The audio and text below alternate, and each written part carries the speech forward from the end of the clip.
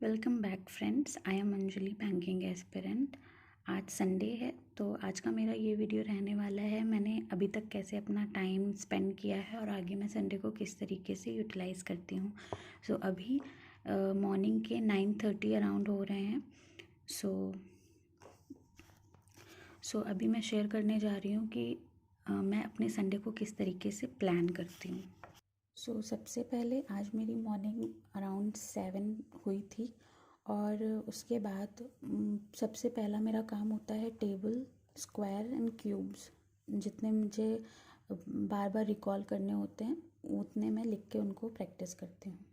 Then इसके बाद second काम ये अभी मैं कुछ टाइम से कर रही हूँ अड्डा पे।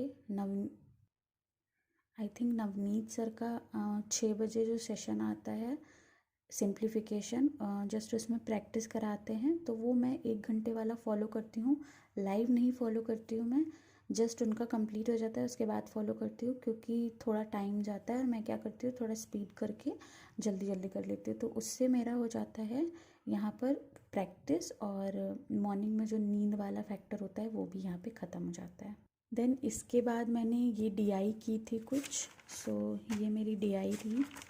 हाँ, यहाँ तक मैंने डीआई की थी और ये डीआई मैंने की है द कांस्टेंट गाइड सर का। 2 दिन उन्होंने डीआई का सेशन लिया था, तो सेकंड वाली क्लास मैंने कर ली थी, फर्स्ट वाली बची थी, तो मैंने ये फर्स्ट क्लास उनसे कंप्लीट की है। और यहाँ पे मैं क्लियर कर दूँ कि मेरे बेसिक्स क्लियर हैं, तो मैं सॉल्यूशंस वगैरह नहीं देखती हूँ। जब कभी कहीं पे कोई प्रॉब्लम होती है तभी मैं देखती हूँ सॉल्यूशंस, अदरवाइज़ मैं जस्ट क्वेश्चन सॉल्विंग के लिए वीडियोस को फॉलो करती हूँ। प्रैक्टिस के लिए आई थिंक वीडियोस मुझे काफ़ी हेल्प करती है। आफ्टर दैट मैंने रीजनिंग का एक क्लास लिया था। अगेन ये भी मैंने प्रैक्टिस के लिए ही किया, और ये मैंने अड्डा के ही 2 सर हैं उनमें से कोई एक टीचर का किया था, मुझे नाम नहीं ध्यान है, बट मैंने क्वेश्चन प्रैक्टिस वहीं से किए हैं। This is it. अब इसके बाद मेजर पार्ट जो आता है, अब जो मुझे चीज़ें करनी हैं, तो मैंने वो सारी चीज़ों की लिस्ट बना ली है जो आज मैंने सोचा है, प्लान किया है कि करनी है। तो सबसे पहले मुझे क्लर्क की एक मॉक देनी है। कल मैंने गाइडली की दी थी, तो आज मैं टेक्स्ट बुक की मॉक दूंगी।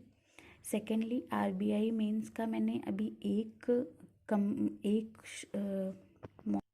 एक मॉक दिया था, लाइव नहीं दिया था मैंने। सबमिट करने के बाद मैंने जस्ट रीजनिंग और क्वांट का ही किया है उसका, और वो मैंने टेक्स्ट बुक का पहला वाला किया था, तो उसमें भी रीजनिंग तो ठीक थी, और जो क्वांट के क्वेश्चन थे वो काफ़ी अच्छे थे। अभी उसकी मेरी डीआई बची हुई है, तो आज मैं गाइडली का करूँगी, सबमिट करने के बाद ही करूँगी, या फिर मैं अगर रीजनिंग पहले होगा तो मैं रीजनिंग को पहले कर लूँगी देन सबमिट करूँगी। लेट्स सी जैसा भी होता है। देन तीसरी चीज़ मैंने यहाँ पे लिखी हुई है नवंबर का सीए बैंकिंग एंड फाइनेंस, जो कि मैंने बता रखा है कि मैं परचम का बैंकिंग एंड फाइनेंस का वीकली एंड मंथली दोनों फॉलो करती हूँ। तो अभी रिसेंटली मैंने 3-4 दिनों में ये कवर किया है। नवंबर का वीकली 4 था एंड मंथली 1 था, वो मैंने कर लिया है। जस्ट आज मैं एक बार फिर से रिवीजन के लिए यूज़ करूँगी। आफ्टर दैट सीए जो मंथली है वो कुछ सोर्सेज हैं उनसे मैं करूँगी। लोग बोलते हैं कि एक सोर्सेज पे स्टिक रहो, ठीक है, एक सोर्स पे स्टिक रहना चाहिए पढ़ने के लिए, बट जब आप रिवाइज़ कर रहे हैं तो आपको डिफरेंट सोर्सेज यूज़ करने से काफ़ी बेनिफिट होता है। मैंने ये ट्राई किया, मुझे हेल्पफुल लगा। तो कुछ सोर्सेज हैं, जैसे अगर मंथली मैं देखूँ तो मैं कैरियर वेल का देख सकती हूँ। कैरियर वेल का काफ़ी अच्छा रहता है, एक ही वीडियो आती है। देन कैरियर वेल के बाद जीके ट्रिक्स करके है, एक ट्रिकी जीके समथिंग ऐसे ही है। एक है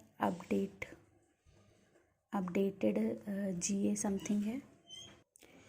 मंथली वाला परचम का नहीं हो पाता है क्योंकि उसमें 4-5 वीडियोस होते हैं, पहले मैं फॉलो करती थी, बट अभी टाइम उतना मैं नहीं दे पा रही हूँ उसको, बट अगर मेरे से हो पाएगा तो मैं करूँगी। अदरवाइज़ क्लाउड अफेयर है।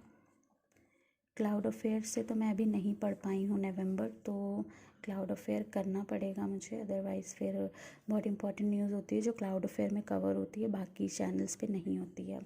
और मल्टीपल सोर्सेज से रिवीजन मैं क्यों कह रही हूँ, उसके पीछे सिंपल लॉजिक यही है। कई बार क्या होता है, वन लाइनर्स आपको याद नहीं हो पाते हैं, स्किप हो जाते हैं, तो जिन लोगों को भी मेरे जैसी प्रॉब्लम है लर्निंग वाली कि उनको याद नहीं हो पाती चीज़ें, वो मल्टीपल रिवीजन करें। और सेम सोर्स से भी कर सकते हैं, डिफरेंट सोर्स से भी कर सकते हैं, it is up to you.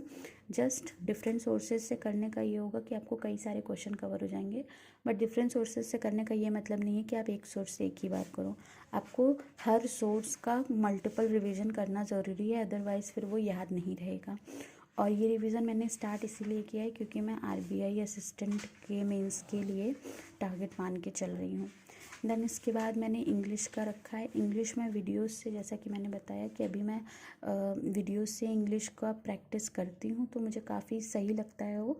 किसी भी टीचर का नॉर्मली आप अभी ऐसे एसबीआई क्लर्क है, आप एसबीआई क्लर्क इंग्लिश लिख के सर्च करेंगे, बहुत सारे टीचर्स का आ जाएगा। आपको अगर प्रैक्टिस करनी है तो आप जस्ट किसी भी टीचर का कर सकते हैं। Same goes for maths and reasoning. कल मैंने देखा है मेंस के काफ़ी अच्छे कंटेंट आ गए, एक दो टीचर जिनका मैं फॉलो करती हूँ, मुझे उनका भी दिखा, तो अगर टाइम बचेगा तो मैं ये भी करूँगी। सो आज का मैंने संडे इसी तरीके से प्लान किया है। और यूजुअल डेज़ में मेंस को उतना टाइम नहीं दे पाते, तो आज मेरी कोशिश यही रहेगी कि संडे है, टाइम अगर है मेरे पास तो मैं प्री के साथ में मेंस को भी टाइम दे पाऊँ। और आज ज़्यादा फोकस मेरा मेंस की तरफ होगा, इसीलिए मैंने जीके को ज़्यादा टाइम दिया हुआ है। एंड दूसरी चीज़, आरबीआई का मेंस का जो गाइडली करेगा, इसके साथ साथ मुझे टेक्स्ट बुक का भी करना है, जो मेरे बचे हुए अभी हैं डीआई वगैरह के। सो दिस इज़ इट, ये मेरा प्लान रहेगा आज का। लेट्स सी मैं इसमें कितना करती हूँ। आप भी अपने जो भी आपका टारगेट है उसको लिख लो एक जगह पर, और उसी के अकॉर्डिंग अपना संडे प्लान करो। विदाउट प्लानिंग अगर आप करेंगे तो उतना इफेक्टिव नहीं होगा। अगर आप प्लान करके करते हैं चीज़ों को, तो आपके माइंड पे प्रेशर रहेगा कि आपको कितनी सारी चीज़ें कवर अप करनी है। So this is it for today. Thanks for watching my video. If you like my video then please do like my video, share my video